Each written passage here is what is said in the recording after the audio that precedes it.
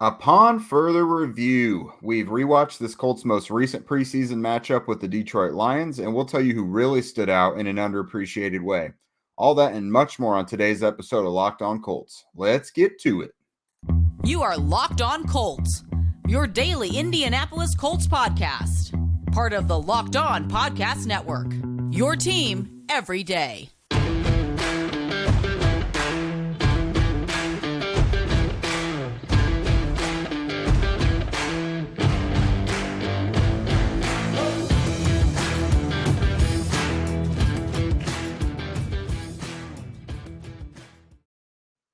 All right, Colts fans, thanks so much for tuning in and making us your number one listen of the day.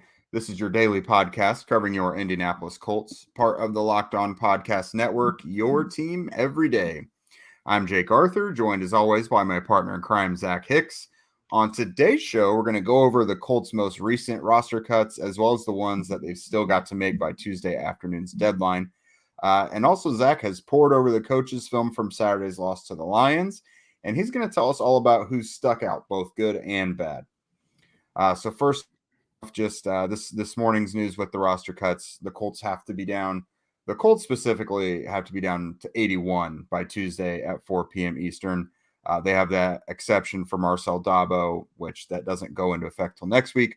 So they made two cuts today. They waived wide receiver DJ Montgomery and defensive tackle Savion Patton. And by my count, they're at 83. So to get down to 81, we should expect two more on Tuesday. So obviously, no big surprise there, Zach. Montgomery, he's another one of the veterans. It seems like even though he did pretty well, it's another one of those we'll give you a little extra time to go find a roster. Patton was just, the Colts have five other guys competing behind the two starting tackles, and Patton, it was just a numbers game. He just wasn't in that mix, really. Yeah, I'm kind of hoping that this could signify the return of Chris Williams this week, because hopefully, I mean, if Chris Williams just steps on the practice field, it makes him have a good chance of making this team again, because the other guys have just not been as impressive. So Savion Patton, we'll get into it with the film here, but the defensive tackles did not play super well in this one. No. He was definitely the worst one. It makes sense to waive him. They did give him a couple chances, so I wouldn't be shocked if, maybe later in the year he does get like a practice squad look or something like that with the Colts. They do like to do that with guys who they had in camp. And then, like Montgomery, what you said, a veteran receiver, probably what plays into, I don't know how much the practice squad rules changed and stayed the same from COVID. Like, honestly, I can't keep up with what all the practice squad rules are right now. So if you guys know them by heart right now, just please send me a message on Twitter or respond to me on Twitter. Who's going to know is going to be Brent. Fan of nuances. As you were talking, I was like, that sounds like a job for Brent right there. Yes. So Brent, hit me up, tell me all the practice squad rules so I can actually follow. But I'm guessing Montgomery probably wasn't eligible for the practice squad, or there was something, or they just liked some of the other young guys better. I mean, honestly, I think Ethan Fernia is going to be a really prime practice squad guy for this team. So it just didn't make sense to keep Montgomery either. Yeah, I think so. I looked at it somewhat recently, and I think you still can have a couple veterans on there, right? Like where the accrued time they've had in the NFL doesn't matter. So he should be eligible, I think. Okay, so Zach, with just a couple more cuts to make in the next 24 hours, there's some prime candidates, and it's not necessarily. I mean, sure, they probably have like very little chance of making the roster, but also the Colts are playing the starters for like a half on Saturday against the Buccaneers. So there's some guys who, when you shuffle in all the playing time of the ones and twos, they're just not going to see the field. And what's the point of getting them the reps this week in practice? So for me, one of those guys, obviously kicker Jake Verity, when the starters all sat on Saturday against the Lions, it was Verity out there kicking. Blankenship got the day off. So that just goes to show you right there, Blankenship has won the competition. We already assumed as much, but why are you going to keep an extra kicker for this next week? Yeah, it's weird. For me, since the Colts are treating this last game like a dress rehearsal, I don't really know, what stops them from cutting down to maybe like 70. Like, I know they're not going to do it. Like, why Yeah. do the extra stuff if you don't have to? Mhm. But like so many guys, like Jack Cohen is not going to play this weekend and probably is not a practice squad guy. So I don't know why you would keep him. Nikola Kalinick is probably not a practice squad guy, the tight Right. end. So why, like, Alex Mollett on interior offensive line. I mean, there's a lot of guys. It's a really weird thing with the Colts, because the Colts are going to be one of the few teams treating this last game like a practice, like a game setting, like it's the dress Yeah. rehearsal, because they had their joint practices last week. And I'm honestly assuming the Bucs won't treat this too much like a dress rehearsal. Like, I don't think Tom Brady's going to play or anything. So, No. it's going to be kind of even different on the other side of the field. So, yeah, I don't know. There's a lot of guys that they could cut here. It wouldn't shock me. I mean, there's very few guys that they would cut here that would shock me, because, again, with them treating this like a dress rehearsal, you don't really need your 4th, 5th, and 6th stringers. You just kind of just get it to the guys who are kind of roster bubble. Like, honestly, they could probably cut it to like 60, 65 before this game, even though, I mean, they won't, but they Right. honestly could. Yeah. Sometimes you wish they would do that, almost just to like get it out of the way. If I were the Buccaneers, I would play no one that's going to play during the regular season with how their offensive linemen are dropping like flies. I mean, Brady's, I'm sure, been staying loose, filming the whatever that Mass Singer, I think is what people are saying. Yeah. Or wasn't he in like Hawaii or something is what they said? Like, they had, I don't know. dude, the work of those beat reporters in Tampa to like basically follow his movements is just wild. I could never be a beat guy. I could never do it. I don't understand. I've had to do some investigative stuff before, and it's not ideal. Like, it's not fun. Let's see who else, and of course, these are guys who, if you're cutting them now, you're probably not waiting and bringing them back to the practice squad in the next week and a half. They're just guys Right. you're cutting ties with. Chris Wilcox kind of comes to mind. Yeah, but they might like him for a practice squad spot. They seem like they kind of like him a little bit, even though we might not.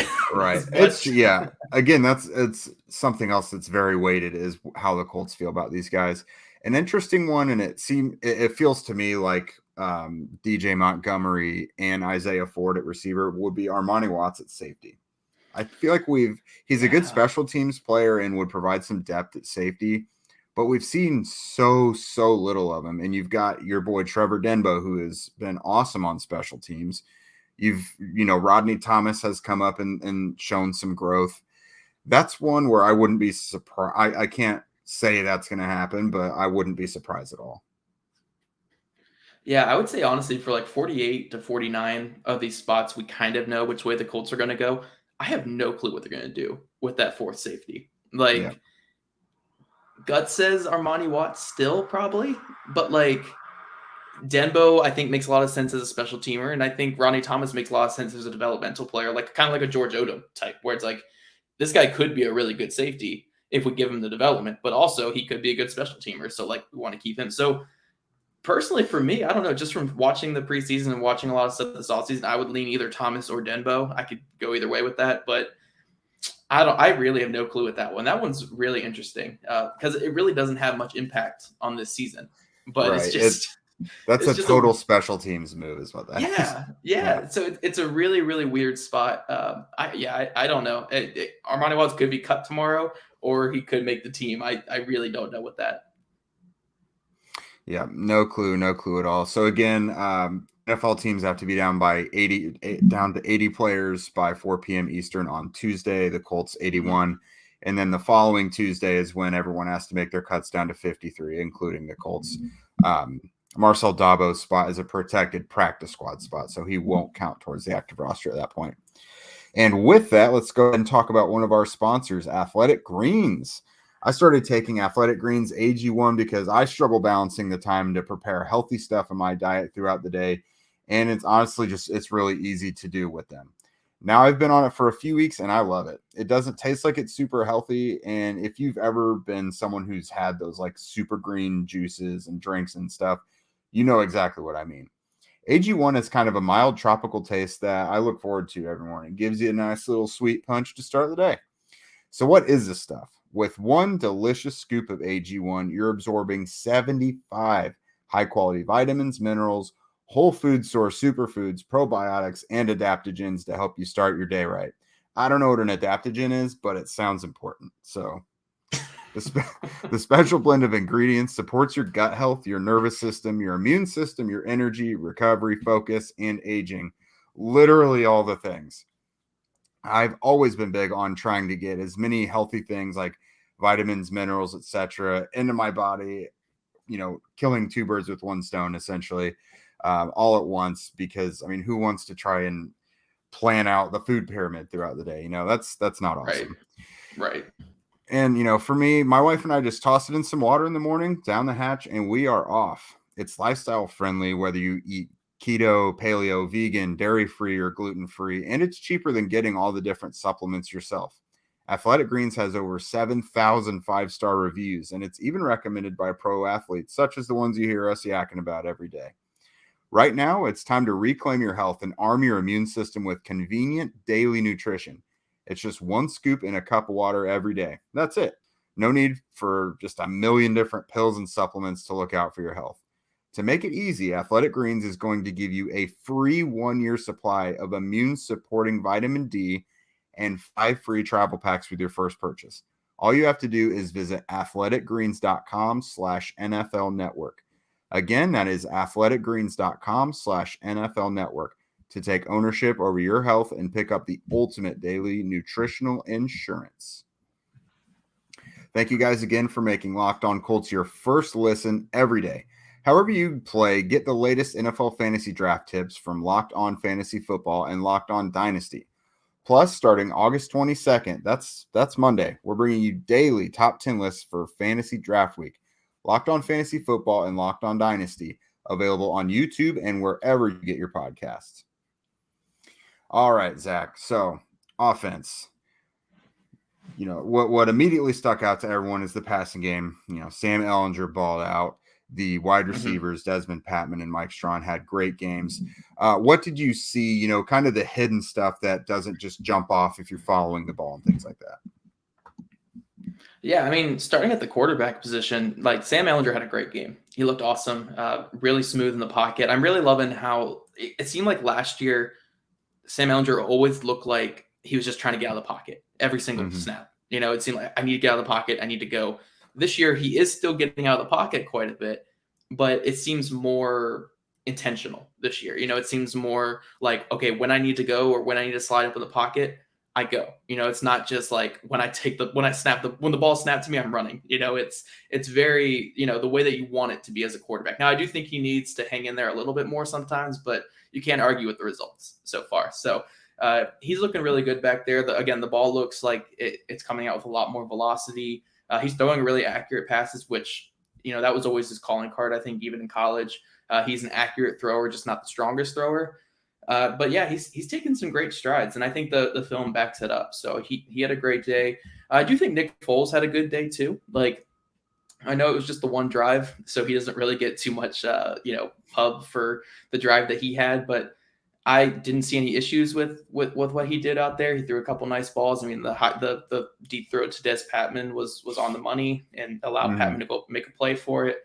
Yeah, I think he did a lot of good things too. So, I mean, I'm very confident with both of those guys. I think both of them, if the Colts do end up keeping both of them, I think the Colts have one of the deeper quarterback rooms in all of football. I mean, you'll have a former MVP, a former Super Bowl MVP, and then a promising, young player if they end up keeping all three. So, nothing to complain about with those quarterbacks. I mean, Jack Cohen, he had the one drive that got down there and threw the touchdown. But I was say he scored, and he had an impact on your Twitter profile. He did. But Jack Cohen, I think if he makes a practice squad, good for him. But that's probably all he's going to be with the NFL. The main focus, obviously, those other two guys, and they both played really well. I'm really impressed with how both those guys are playing.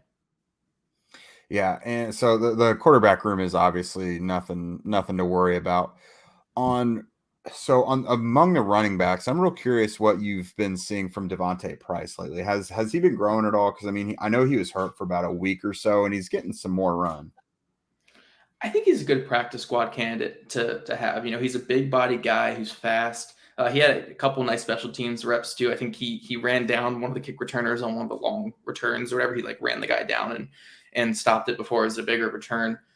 So I'm liking him a little bit right now. I'm not saying he's done enough to make the roster by any means. I really do think the Colts should just go with 3 guys. I just haven't been super impressed with any of the other guys below Phillip Lindsay. I just think you should just stop at Phillip Lindsay. You have enough special teamers everywhere else where I don't think you need to roster a running back there. But yeah, I think Deion Jackson and Devontae Price, I think, are going to be competing for that running back practice squad spot because, when it comes to just to kind of, again, say that these running backs haven't really impressed me.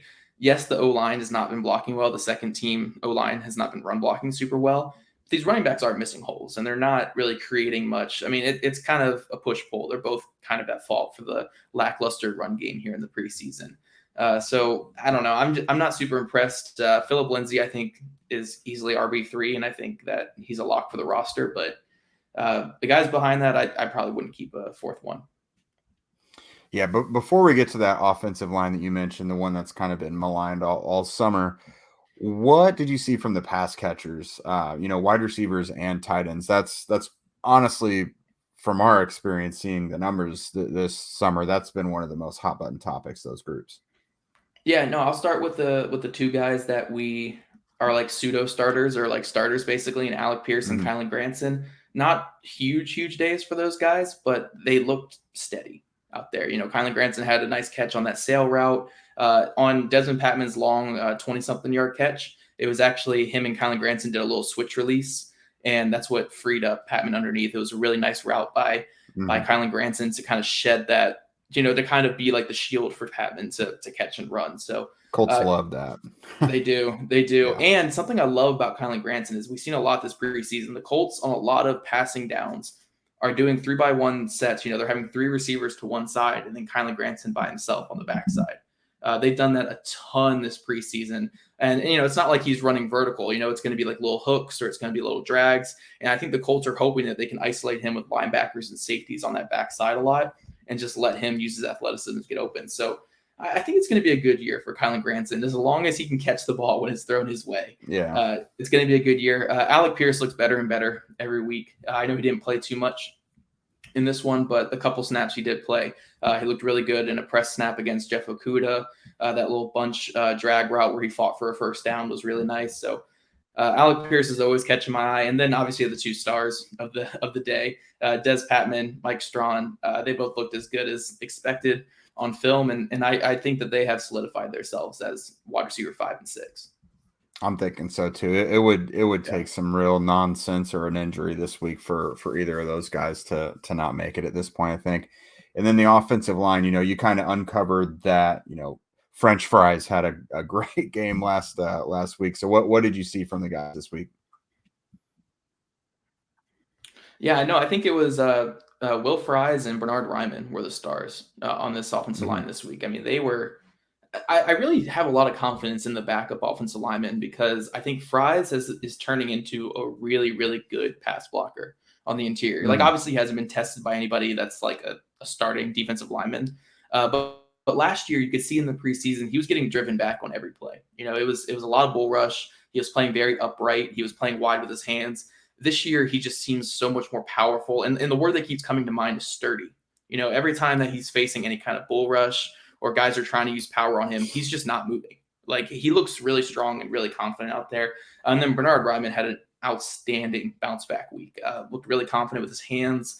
He was barely tested on that side this entire game. He looked like a legit left tackle. Again, against backups, you would hope that your 3rd round rookie is going to look that good, but he kind of needed this after, kind of an up and down first preseason game. So you've seen both those guys kind of ascend into those depth roles that we expect for them. So I'm really impressed by those 2 guys.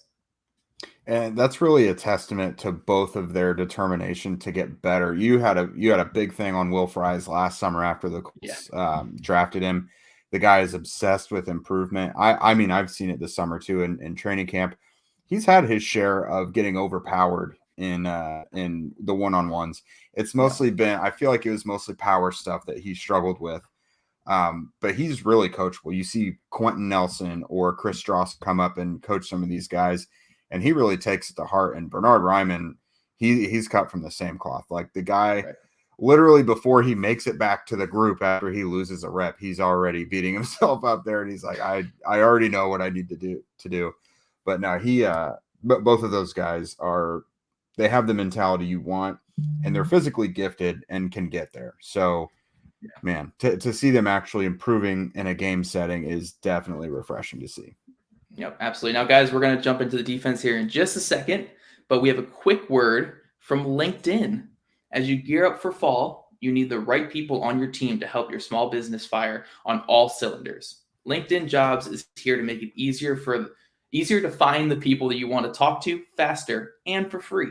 Create a free job post in minutes on LinkedIn Jobs to reach your network and beyond the world's largest professional network of over 810 million people. Then add your job and the purple #hiring frame to your LinkedIn profile to spread the word that you're hiring so your network can help you find the right people to hire. Simple tools like screening questions make it easy to focus on candidates with just the right skills and experience so you can quickly prioritize who you like to interview and hire. It's why small businesses rate LinkedIn Jobs #1 in delivering quality hires versus leading competitors. LinkedIn Jobs helps you find the candidates you want to talk to faster. Did you know every week nearly 40 million job seekers visit LinkedIn? Post your job for free at linkedin.com/lockedonnfl. That's linkedin.com/lockedonnfl to post your job for free. Terms and conditions apply. We'd like to introduce you guys to our new sponsor, Home Field, which is a premium collegiate apparel brand out of Indianapolis. Their clothes are incredibly comfortable, and they have officially licensed apparel with vintage college designs.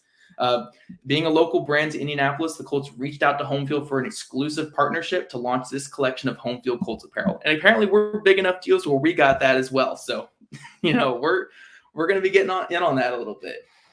This is Home Field's first NFL collection, and it's a super exciting opportunity to work with a big-time NFL franchise like the Colts. The two collaborate exclusively to make this co-branded collection bring Indianapolis together.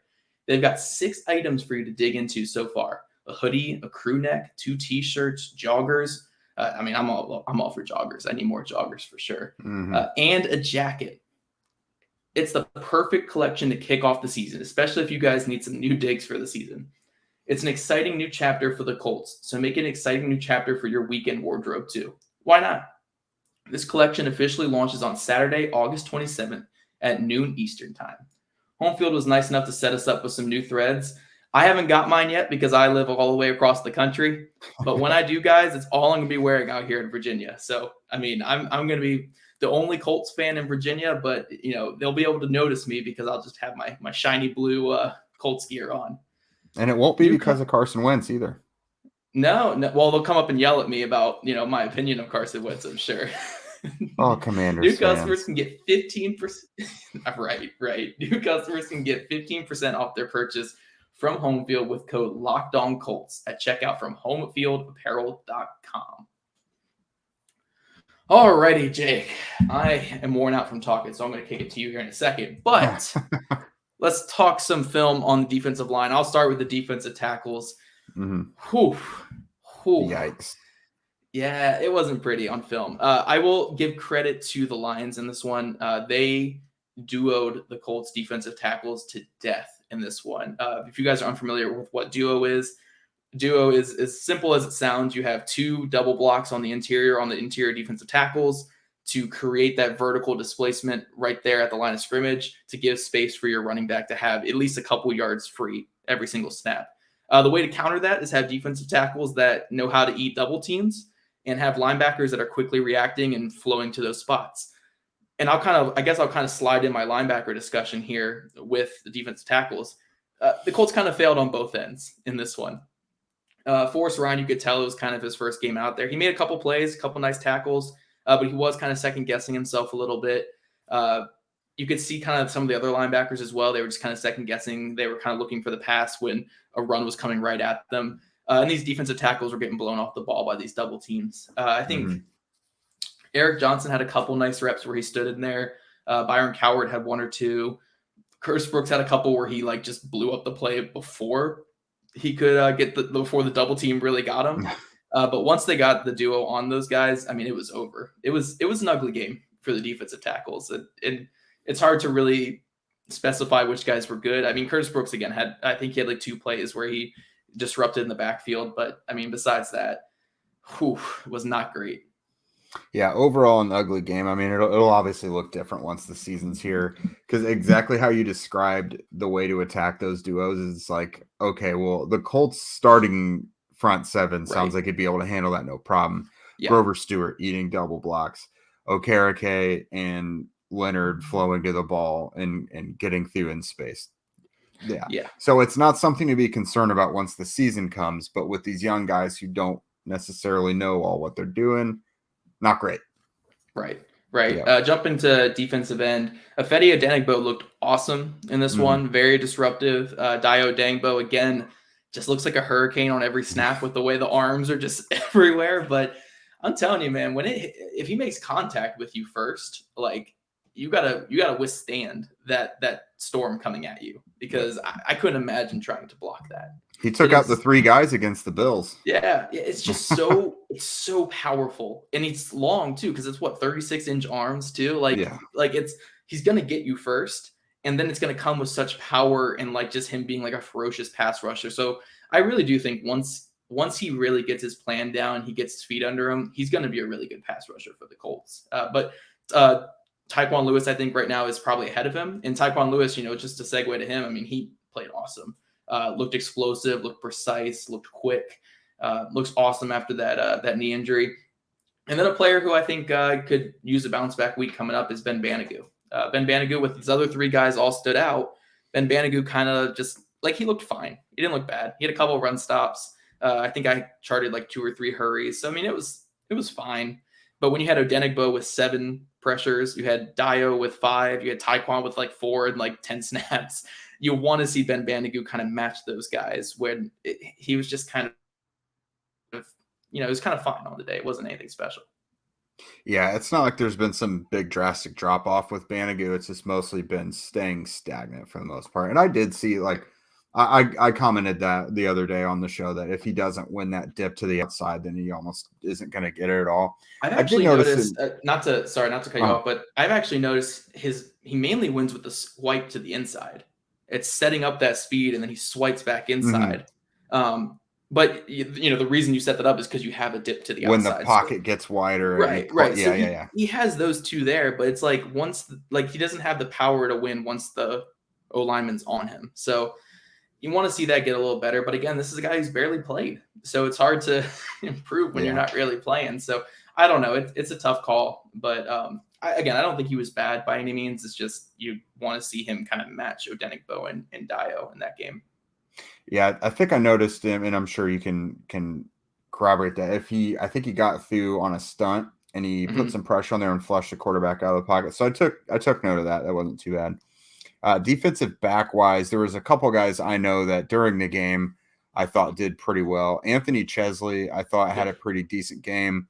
Tony Brown was up and down. Like, he had a couple nice moments, aside, like the interception included, but outside of that, he did some nice things. But I think he also gave up that touchdown. What did you see from some of these corners? Because I know they didn't have a great game against the Bills, and like you had mentioned, Marvell Tell specifically, it's kind of on skates out there. Yeah, just kind of rushing through this quick because we're getting short on time. I think Tony Brown was mostly really good outside of the touchdown. You just got to get your head around and locate the ball. You can never get in a situation where you feel like you've won a rep already and then kind of take the play off. That's kind of what happened.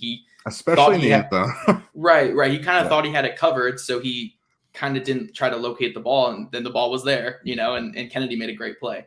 Anthony Chesley had a couple nice moments. I would like to have seen him get a hand on that one pass that was targeted. Like, if you actually look at the replay on the fade that was incomplete that he was targeted on, he didn't really get his hand in there. It was just kind of a drop. Like, he had good coverage, but I'd like to see him play through the hands a little bit. But again, it was good coverage. Marvell Tell, it was kind of a really quiet day. He didn't really get targeted or really see much coming his way whatsoever in this one, so it's kind of hard to say. And then, Chris Wilcox got beat quite a few times. Again, maybe the Colts team is a practice squad guy, but I don't know. But I will throw, again, we're going to end every podcast with him. Trevor Denbo, man. Trevor Denbo. Yeah. Yes, he had that horrible miss in the backfield that could have been a tackle for loss, but he was tackling a former safety there. That's Godwin Igwebuike, who's like 240 pounds and runs like a 4.5. Like I mean, again, I'm not saying that it's okay to miss the backfield, but that's a tough tackle to make. But I do think for the most part, Denbo played really well. He had a nice pass breakup in the end zone, a couple run stops like around the line of scrimmage, and then again, just a beast on special teams. So, man, I would lean Rodney Thomas because the way he moved was so different. But I don't know, man. I want Denbo. I'm rooting for Denbo. He's like my Andre Sacheri or whatever this year. Like it's kind of like the same thing. I saw, not to eat in too much of our time again, but I saw an Eagles defensive back had a really great play the other day, and I don't know Sacheri's number or anything, but I was like, that's got to be Sacheri. And then I looked at the caption. It was our guy. It was our guy. Yeah, his wife still follows me, and I saw that when she retweeted it. Okay. Yeah, he's out there balling in Philly, everybody. No doubt Jonathan Gannon wanted him. Yeah. I think that's all for us today. We'll be back with you guys tomorrow. The Colts get back to practice on Tuesday, Wednesday, Thursday. It's the last 3 practices of camp. And then they finish up the preseason on Saturday back at home at Lucas Oil Stadium against the Tampa Bay Buccaneers. Yeah, make sure you guys are following at Jake Arthur NFL for all your camp updates. Is this game at Tampa or is this game at home? Are you going to be at this one? No, it's Lucas Oil, yeah. Okay, so you're going to be at this one too, huh? Yeah. All right, so maybe Jake will get on TV again. We don't know. Maybe. Whew. But make sure you're following Jake for all that kind of stuff right there. That's what we follow Jake for. Whenever he gets on TV, we got to run to his page there. You can follow me on Twitter as well at ZachHicks2. I just posted an article on Alec Pierce and how he's looked so efficient and so good in the preseason. You guys definitely want to check that out. That article and all of Jake's stuff is going to be on horseshoehuddle.com. That's where we write. That's where we put all of our beautiful all 22 and camp coverage. And then you can follow us or subscribe to the channel on YouTube, Locked On Colts YouTube channel. We had a little boost today. I think we're like right on the cusp of 900. So like 10 days to go to get to 1,000. I think we can do it. Like that's like 10 a day. Like I think we can do this. Yeah. Let's get pushing, guys. Tell a friend. Right. And then wherever you guys listen to the podcast, rate, review, subscribe, leave a comment. We do see every comment, even if we don't respond to everyone. So we just appreciate all the love and everything you guys are doing to interact with the show. Yeah, you guys are making us feel all warm and fuzzy. We're really enjoying the support. But thank you guys also for making Locked On Colts your first listen today. Now go out and make Locked On Fantasy Football your second listen. It is the thick of fantasy draft time, so there's no better time than now. Find the intellectual fantasy expert, Vinny Iyer, who brings over 20 years of NFL expertise and a unique angle to give you guys the moves that no one else has already told you about. Get ready for your fantasy draft with Locked On Fantasy Football. We'll see you guys tomorrow.